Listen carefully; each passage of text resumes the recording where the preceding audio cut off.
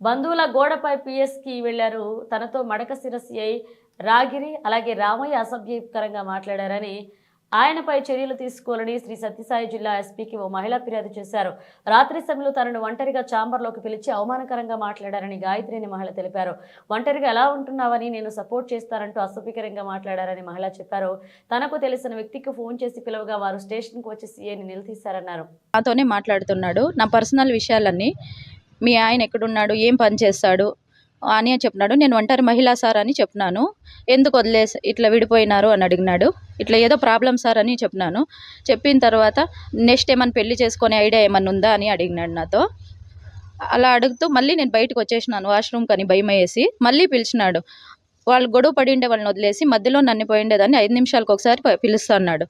నేను బయటకు వచ్చేయాలని ట్రై చేసినా పంపిస్తా అనలేదు. సార్ నేను ఇంటికి పోవాలా, చిన్నపిల్లలు ఉన్నారన్నా కూడా వినడం లేదు సార్. 5 నిమిషాలు ఉండు పోదు అని అయినా 10 గంటలు, నైట్ 10 గంటల వరకు పెట్టుకున్నాడు సార్ మమ్మల్ని స్టేషన్లో. నిన్నే కాదు, నాతో పాటు ఒక 4 మహిళలను కూడా.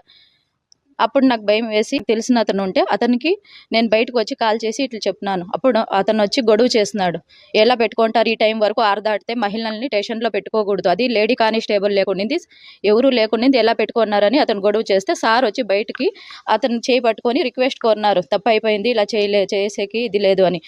న్యాయం కోసం ఇట్లా స్టేషన్లకు పోతే ఇవి అధికారులే ఇట్లా ప్రవర్తిస్తే మేము ఎక్కడికి పోయి న్యాయంకి చేయమని అడగాలి చెప్పండి సార్ మీరే.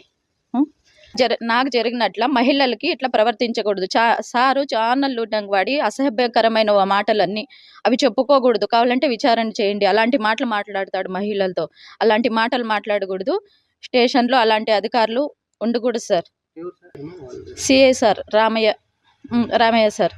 అందుకే న్యాయం కోసము నేను ఎక్కడికి వెళ్ళలేదు. మేడం లేడీ అని తెలిసి ఇక్కడికి వచ్చాక కూడా నాకు భయమే. ఎందుకంటే డిపార్ట్మెంట్లో ఒక్కరు చేస్తే అంతా ఏమో అని భయం అవుతుంది ఫస్ట్ టైం కాబట్టి.